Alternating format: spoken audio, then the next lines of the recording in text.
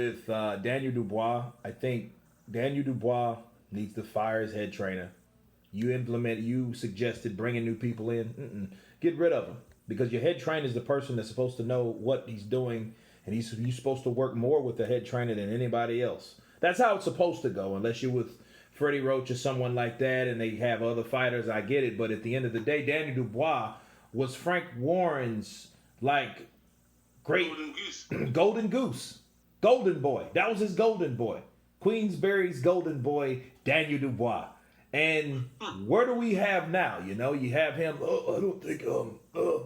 I think it's good fight. You know, he's choked up. He's choked up more than he's choked up before, and it's bad. And it, you know, and now, isn't Joe Joyce signed with him though? I mean, isn't he? Yeah, Joe Joyce is signed with Queensberry and Frank Warren, so he's going to be the head guy now. He's going to be the pioneer doing his thing and stuff like that, you know. So it's definitely going to be, you know, interesting.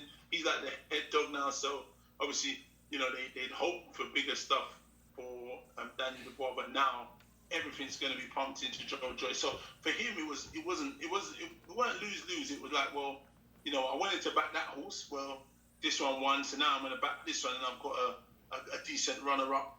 If he comes back and adheres to what he needs to, he'll come back and be a decent fighter also, you know. Right. That's because didn't you hear what he said? If he wants to continue, that's what his words were, which were strange words, you know. Thinking after the fight, why would you say if he wants to continue? That was a bit weird. I kind of was like, ooh. Yeah, you know? That's almost like something that you went out of your way to say for a particular reason.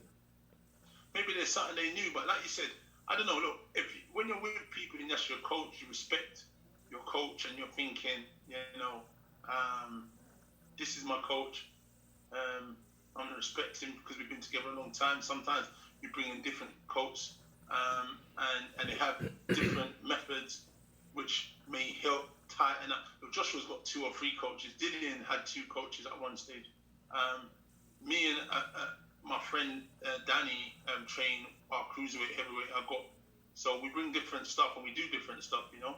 I predominantly do main stuff and I try and break down certain stuff for them to work on, and then Danny does certain stuff. He does the pads and body shield and some other stuff. So everyone has their purpose. 2 heads is always better than 1. You know what I mean? 3 heads, I'm sure, is better than 1. Sometimes there's clashes. Sometimes they can work together. Sometimes, as long as there's no too much ego in the place and the voices are heard, then it might be a good thing. I just feel like there's a few things Daniel Dubois can work on, and I think they'll be very, very good for him.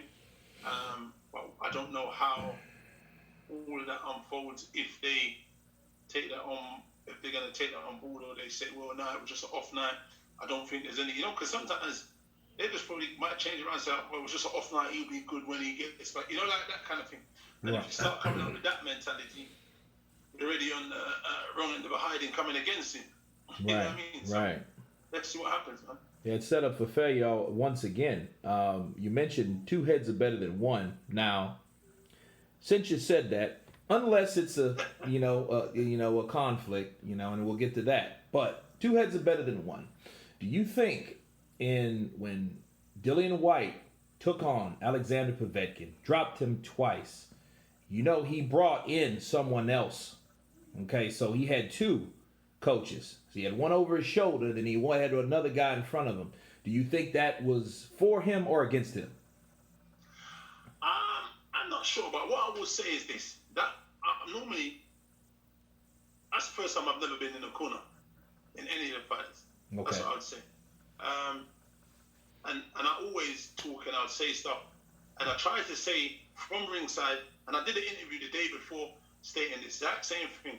My only concern is that uppercut, what he normally throws, where he slips and he comes under and he punches. That is my only concern. Right. From the ringside, as soon as the bell went, I said to we was at ringside, but I was way back, and I said to the guys, I hope these guys know, you know, after the third, this guy's been slightly trying to throw this uppercut, and I hope these guys are aware. I'm saying he was jabbing and leaning over his front foot, he was leaning, and I was shouting, saying, try and keep your balance, don't jab and drop in, which was happening quite a bit, and then Povetkin was throwing that uppercut. And there was a few times he fainted and he tried to do some things, and he was just missing them. So normally, I would be in the corner and I'd be shouting, look, listen, when it comes, watch out for the uppercut. I've seen him trying it a few times. Try to keep it balanced. Don't be kind of leaning in. He was prone to doing stuff and leaning here like that. So that's why, he was trying the uppercut. So I don't know. What I look at is he brought in Dave Caldwell because Dave Caldwell has done 2 big fights for Tony Bellew against David Haye, has had big time experience in big fights. So it made sense to bring in someone. Obviously, Xavier is a brilliant coach. I introduced Xavier to Dill. And obviously, they built that relationship. And then he's become head trainer. He was just with Mark and helping them to go over and do certain things. And him and Dill Joe. And then on the night, I couldn't hear that commentating, but people were saying, obviously, sounded like there was a bit of confusion in there. And to be honest, Dill didn't seem like his killer self, if you get my meaning. Because when he got him hurt, I feel like he should have gone for a little bit more of a bullying tactic and tried to push him off. Zuma, come in, push him off balance, and try and, out hustle the man, keep it close and try and get busy in there, you know what I'm saying? Right. Because he tried to be a little bit more of a boxer, be a bit more cute. And in the end, because he didn't seem to have that kid, because they were just like, keep it calm, keep it patient, just wait for it. But I suppose they're looking at it like, you're boxing well, but you've got at the beating of the man. And to be honest, that punch, as much as I say he was trying it and you could see it was way against the run of the play, how the fight was playing out. So even before that, I would have bet my house saying, you're going to get him out of there in a minute. And that's exactly what I was saying. I was talking to Joshua, laughing at, hey man, we going to get this sucker out of there, and then I'll come for you, Buster. And we was laughing, me and Joshua, and then I was bang! I'm like, what the hell? Right. Oh, man. So it is sometimes, some people say it can be detrimental, some say it can't. Well, look, you got Deontay Wilder who had Breland, what's the other guy? Was it Fayez? I can't remember. J. Diaz. Yeah, J. Diaz, that guy, Diaz, whatever you name. And then there was another guy. So you had 3 coaches in there. Malik Scott was helping around, just giving a little bit of advice and certain stuff. So, I mean, a lot of the elite boys tend to have a little bit different flair, maybe what they want to add to, some coaches are more traditional, working on your jab, 1, 2 down the pipe, crunch, that. But then you got the slicker man who's more of, work on angles and, catch and shoot, and work on different stuff, you know what I mean? So right. Maybe everyone adds to the pot, but sometimes it can be too much and spoil the broth as well. So, I don't know, you know what I mean? But he has got a big fight ahead of him come January the 30th, so let's see how it all unfolds, Well, the reason you weren't in the corner was because of COVID, or because normally you're there? Yeah, I've been in every fight, but not in the corner like the team, like that. Whatnot. Cause normally you've got a certain amount of coaches or staff that can go in the corner, but I'll be sitting at ringside, so I'm right next to here, so he would hear what I'm saying. You know what I mean? Right. He would hear if I said, "Look, I can see him doing this. You're gonna have to stop leaning in, try and lean back, and keep your balance," because what was happening, he kept coming here, as opposed to being a little bit more on his back foot here. He was jabbing and he was kind of falling in here. So, I would have probably said to him, listen, you need to watch out for the uppercut, keep your shape, probably work your jab a little bit more, I think. And when you get him hurt, close the range, man, and just try and get busy. There was some real nice stuff he was doing in there, because I've watched it back a few times now. But I felt like when he got him hurt, I think he could have closed the distance a little bit and really tried to push him back, get busy, you get me, get working, and try and see if you could have out-hustled and outworked the old boy and see if there was anything in there. Because what it was, you kept the distance where maybe I felt like you should have been close and working his body and coming upstairs and then rolling and riding the shots just in case he did throw stuff. But really tried to just strong arm him, because if he was a little bit like buzzing from the knock, you trying to box him again, you're giving him time to recover. Right. Instead of closing it and getting busy and jump doing on a him. flurry, like intelligent flurry, not just throwing punches. I mean, right. Like catching, boom, boom, boom, solid shot, boom, boom, and then just pushing him back and then letting the ref see you're working. You've just dropped him, and let the ref see the solid shots you're hitting him down with. So even if he is going to try and hit, you just catch. roll, catch, shoot. You know, like just kind of get a bit busy. And sometimes that's enough for refs to stop the fight anyway. I felt like him trying to box smart and move off a little bit and not show his killer instinct as he normally does gave him an opportunity to come back and in the corner said, listen, buddy, you're going to be out of it like baseball in a minute. You know, like, Right. you're going to be out of here like baseball in a minute. This is your last round. And that's what they said to him. And he went out there and he's right in the history books. He pulled the knockout out of the bag. And now, you know, he's got a rematch and he's going to make a lot more money. So, yeah. Yeah, so what you're saying, you're agreeing with Anthony Joshua, because I remember Joshua made a comment about where was his killer instinct in that fight. And I don't know if it was, constructive criticism or what, but he made the comment and he said, well, where was Dillian Whyte's killer instinct when it came to Povetkin, getting Povetkin out of there? Based on what you told me, I seen him taking it easy, but see, me looking at what Dillian Whyte was doing, I think my counterpunch on why he wasn't doing that was because he respected the punching power. Yeah, of course. Of course, that's what it is. But that's, that's why I say educated pressure. When I said that just a minute ago, it's not right. Like Dukes of Hazzard trying to go for a 50-50 shootout and leaving yourself open. Right. And that's why I'm saying if you got him buzzed, you could have double jab, tried to close the distance. It's easy talking from outside because when you're inside, you're seeing something different. And respectfully, right. Dillian did respect him because he had a hell of a knockouts, a former Olympian as an amateur, former world champion.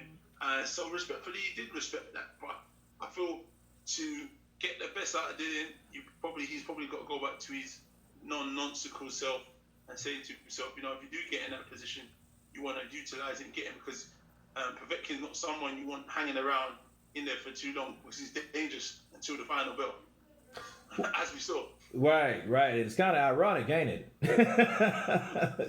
Because it's like I've been waiting because I respect his punching power, but he knocks me out.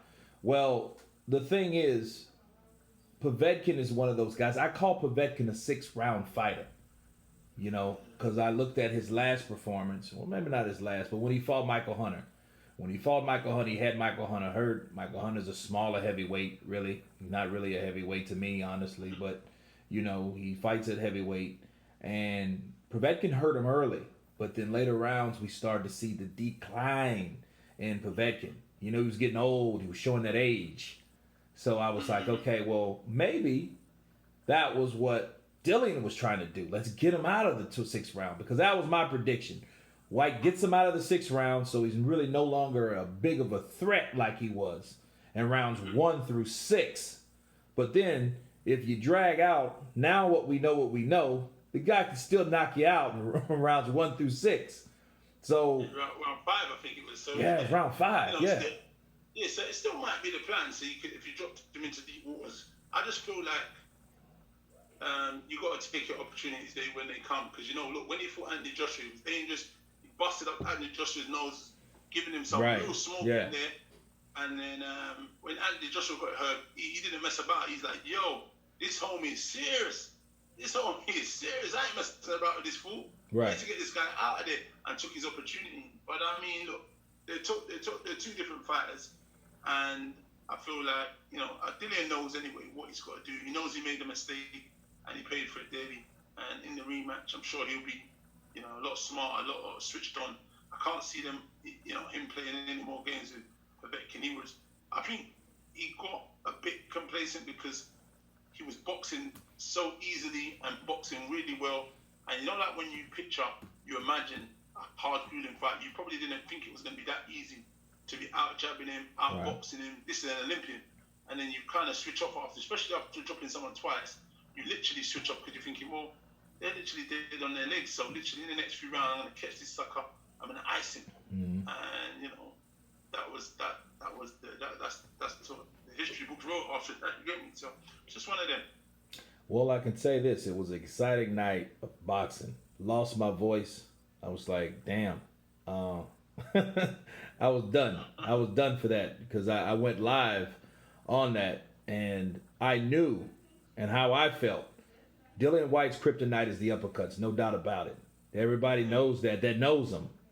And then if you study a fighter, you know what? you look at Oscar Rivas, you look at Anthony Joshua, you look at those knockdowns, and even with Rivas, it was kind of a scare because Rivas caught him in the ninth, and then he was like, "Oh shit!" He got up, he recovered.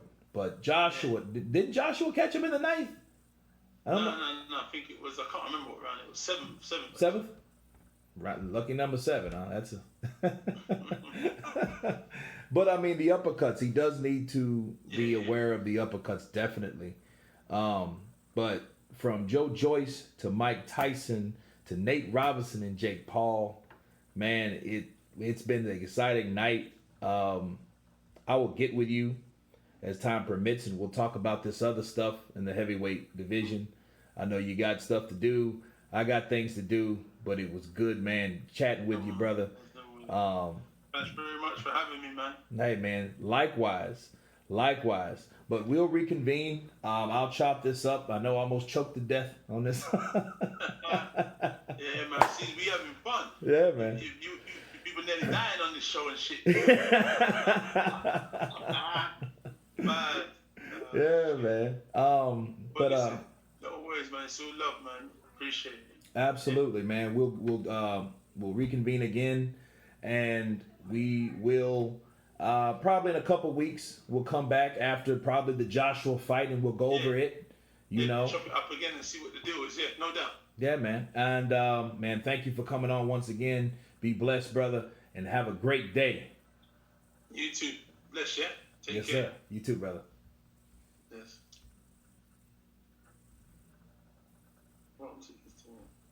Can't leave. Yeah, well, the recording's over with.